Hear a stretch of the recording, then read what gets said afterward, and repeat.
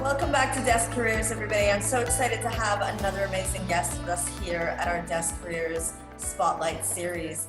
This morning brings Sean Heckford, the General Manager and owner of Impact Workplace Services. Sean, let's talk about, we're going to get into the ins and outs of Impact, and we're going to talk about the organization and the roles that are involved in setting up this organization and the services that you provide. But before we do that, I'd like to go back to your younger years, those years where you were a young teenager with the world ahead of you, possibilities and opportunities, and of course, some doubts. Can you remember what your academic interests were, or what you thought you wanted to be when you grow up? Absolutely, and actually I pretty much achieved it. From as long back as I can remember, I wanted to be a soldier. I wanted to be a soldier, and that was it. I went through a crazy phase in my early teens and wanted to be a policeman, but that only lasted about 10 minutes. And then I went back to still wanting to be a soldier. So everything I was doing was geared towards me joining the army. And my mother was insistent that I was not just going to be a soldier, that I had to go into the services to at least get a trade under my belt, or even better, if I could join as an officer. Unfortunately, I didn't quite make the academics required to join as an officer directly. So I was fortunate enough to join as an apprentice tradesman, which was a scheme that was run at the time. And I believe they still do run that now in the British Army, but on a much smaller scale. But to achieve that, I had to get certain qualifications in maths, in English, and various other base qualifications. And it was a very competitive field to get into, lots of tests and assessments to actually achieve being awarded a place in one of the top trades that I was awarded, which was as a fitter, believe it or not, a mechanic, for want of a better term. A very long way away from where I am today, I must say. However, that did start me on a 24-year career with the British Army, and took me to a place where I was, over that time, through lots of training and more education and experience, able to start a second career, which is what I started here in Dubai. And I know that you mentioned that you did 24 years in the British Army. It took you to many experiences. There was one highlight that you captioned for us. Can you remember what that was? Oh, absolutely, yeah. That would have been 2.5 years spent in Kenya, based in Nairobi, where I was part of a very small team managing the British Army's training facilities and training estate over in Kenya. My son was born in Nairobi. We had such an amazing time, not just through all the nice things in life, like the safaris and everything that we were able to do as a young family, but also in a professional capacity, working with orphanages, doing lots of projects around the community, traveling through Kenya on the way to work, seeing Mount Kenya in the background and driving past giraffes and elephants on my daily commute into the office was when I was up country. It was the most surreal and amazing experience. And travel and building experiences of travel is always at the top of my list when I'm working with young people and they want to take a gap year. What advice would you give a young person that does want to have that gap because of your experience in Kenya? I think it's imperative when you're younger to go with what your heart says. Because yes, your head will tell you something and your parents will probably tell you something different. But if you don't do what your heart's telling you to do, you're going to regret that for a long time. You may make a big mistake. Life's all about making mistakes. I think it's imperative, so long as it's not absolutely ludicrous idea, it's sensible and it's safe and everything else, then push to do what you feel, because the many years that you spend in education take it out of you, to be honest. And quite often at the end of education, with the pressures, particularly nowadays, where there's so much pressure on students, you must get to university, you must get these high grades, you must do this, you must do that. That's so much pressure. And if you do need to take time out to actually get a real feel for what it is you want to do, whether that be going to university, whether it be what university you're going to, what course you're going to do, or if it's not going to university. I never went to university. I'm not a massive advocate of saying everybody has to go to university. There is a place in this world for everybody, and there are lots of us that don't go to university or never did. And I'm not saying going to university wouldn't have helped me get to where I am quicker. It would have done, I've no doubt. But I would have had a totally different life. And whether or not it'd be such as a fulfilling life, I really don't know. Let's zoom forward into your current day. You're the general manager and the owner of Impact Workplace Services. Tell us about the services that you provide at Impact and what made you decide this was the type of organization that you wanted to be the owner of. Okay, well, in terms of services, I'll give you a scenario. A typical service for me would be to, in this COVID recovery period that we're in now, virtually every business in the world will be looking at how they're operating. They'll be looking at their business model. Once they've reviewed their business model, most of them will be looking at the most expensive things that they have control over to either reduce or minimize cost. The first is always people. People are always very expensive. So I don't get involved with that. That's a business related discussion, business decision. But the next most expensive cost is usually the facilities that that business operates in. Now, whether that be the physical office space, whether that be a warehouse, whether that be a school, whether it be a hospital, the physical building and facilities is where the next biggest cost lies. And there are always efficiencies that can be made.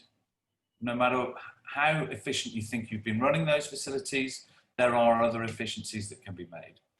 Whether that be looking at lease structures and being able to downsize because you've maybe had to release some people from work, or maybe you've got a lot more people working remotely, which seems to be what's being advocated as the new normal, we'll see.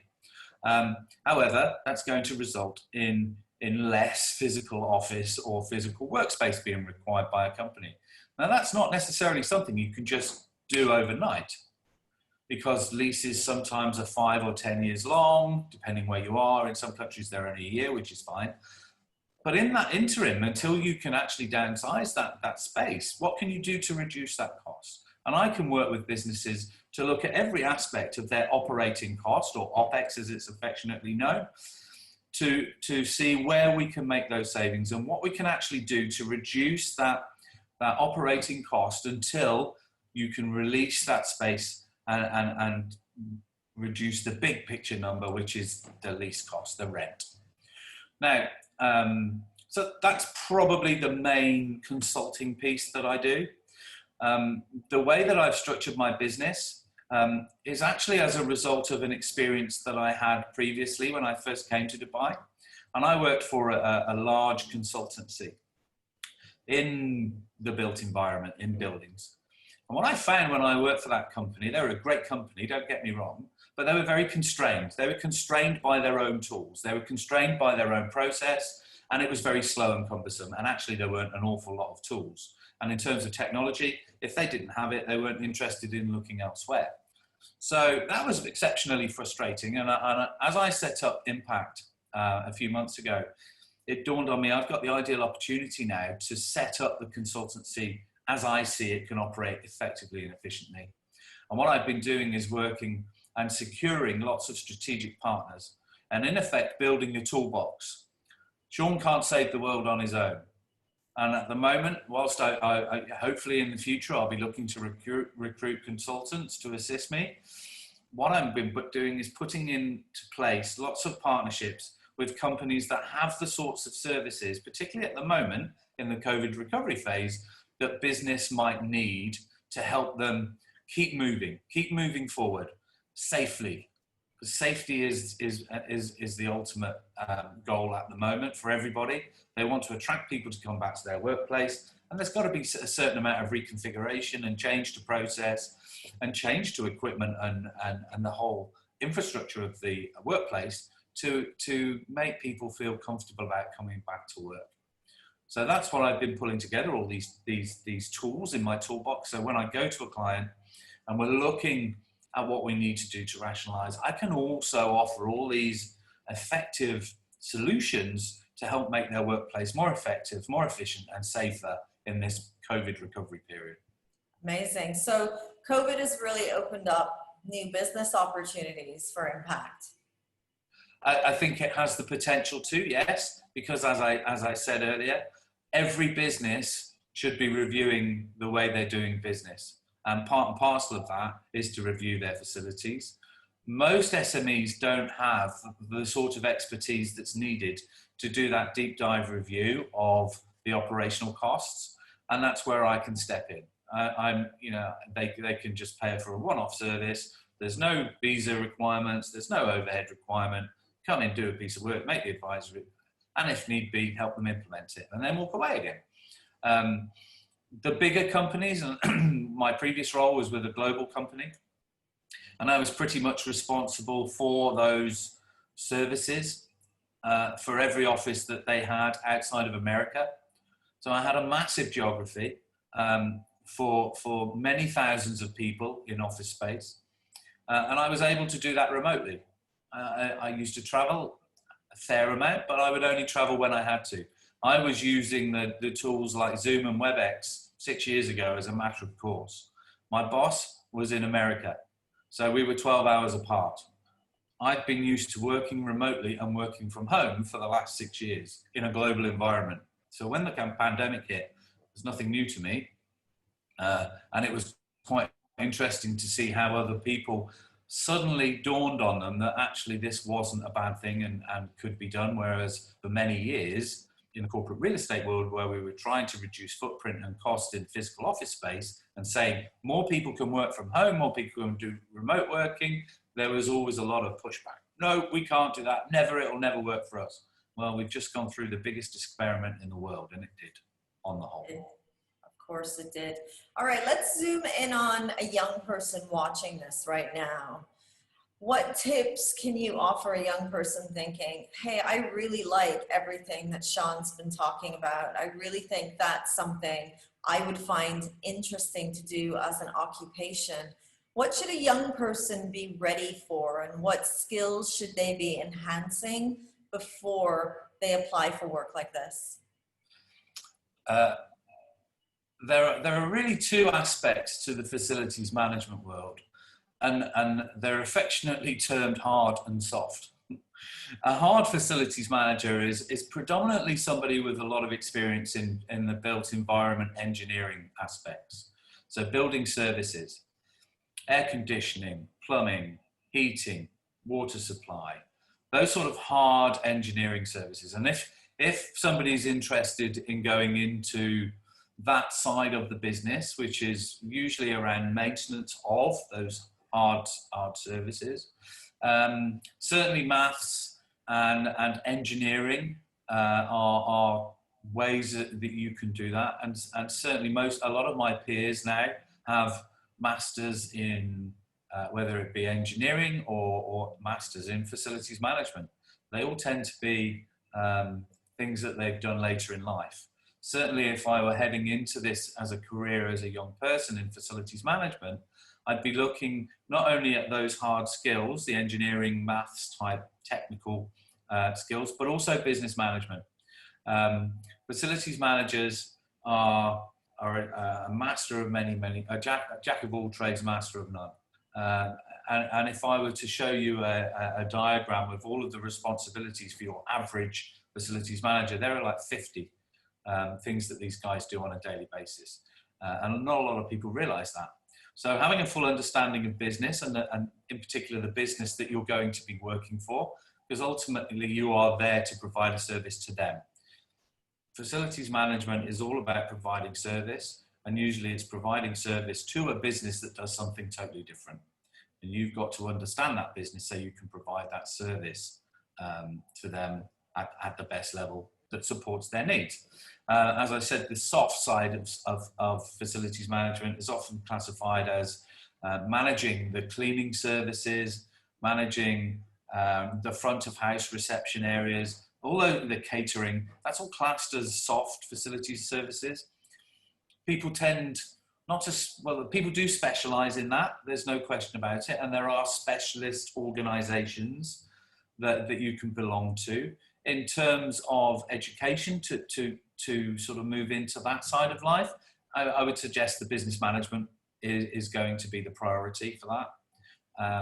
And anything to do with project management or logic and software systems, because majority of everything we do now as in any field is technology based. So having a good understanding of softwares, Internet of Things, and those sorts of technologies, and even more so now as things develop, AI is now starting to wheedle its way into the facilities management world and the asset management world.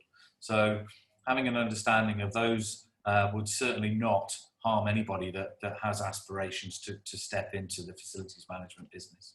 And would you say that this is a field that will have demand in the next 5 to 10 years? Is this somewhere that young people should really be paying more attention to?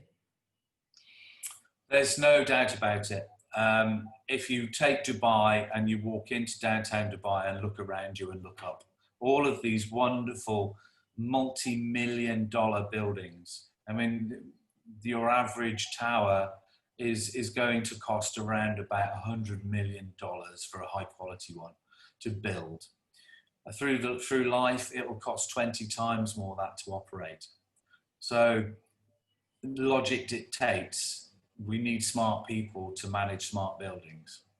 And the whole process of managing not only smart buildings, but smart cities, which is where we're going, is very much at the fore. And if we look around the region, the Middle East region at the moment, and we look to Saudi Arabia is building some of the most amazing smart cities. And they're going to want some smart people to help manage those. And that's happening around the world, not just in Saudi Arabia, but they happen to have the money at the moment and they are developing in this region. And I think you will see models coming out of there. Now, at the moment, lots of people are looking for experience. In the facilities management world, experience is king. The academic qualifications tend to follow closely behind, but they're not always the priority. Experience is key. I think over time that's going to change as technology becomes more and more important and is built into everything that we do more and more. So I think younger people certainly will have a better start into the business. Certainly a lot of the trade associations are targeting younger individuals and younger people to broker an interest in the business. And I see where most of us at my age fell into this as a second career because we didn't even know it existed. In fact, facilities management as a sector didn't really start until the 80s anyway. So it's a relatively new profession, for want of a better word, and it's developed since the mid 80s. But now I think there really is a career from the outset for people to be able to take advantage of and thrive. So definitely a career and occupation to be looking into. Sean, as we bring this amazing interview to a close, I just want to ask you one last question, and it's probably one of my favorite questions to ask guests when we talk about their career journey, because I think it really sums up the experiences of an individual. What would you say have been your top 3 things that you look back at and think that is the secret to my success in my career? What would those top 3 things be? I think perseverance is one. You've got to set your mind on something and you've got to keep going. And if you hit hurdles and obstacles, look at them as learning experiences. They're not very pleasant. Many learning experiences aren't very pleasant, but even in the working life, you have to treat these things as challenges and look at the positives all the time. And whatever anybody says to you, believe in yourself. Because if you don't believe in yourself, nobody else is going to believe in you. You have to have self-belief. You have to have self-confidence, which takes time and takes work. Work at it. But, you know, I think the biggest thing of those three is to treat every challenge as a learning opportunity. And how do you take the negative experience, you know, in that moment when it feels so hard and so raw and so harsh? How do you take that and turn it into a learning curve? Well, that's where that determination comes in. Yeah, you have to have the determination that when things aren't going right, you know that eventually you're going to turn it around. You can make a difference. There's only you can make a difference there. There's only you can turn that around. Your actions and your decisions. Everything we do in life is based on a decision. Yes. You either make the wrong decision or you make the right decision. And if you make the wrong decision, so be it. You make another decision to put it right. I always say it's that the next decision is always what feels right.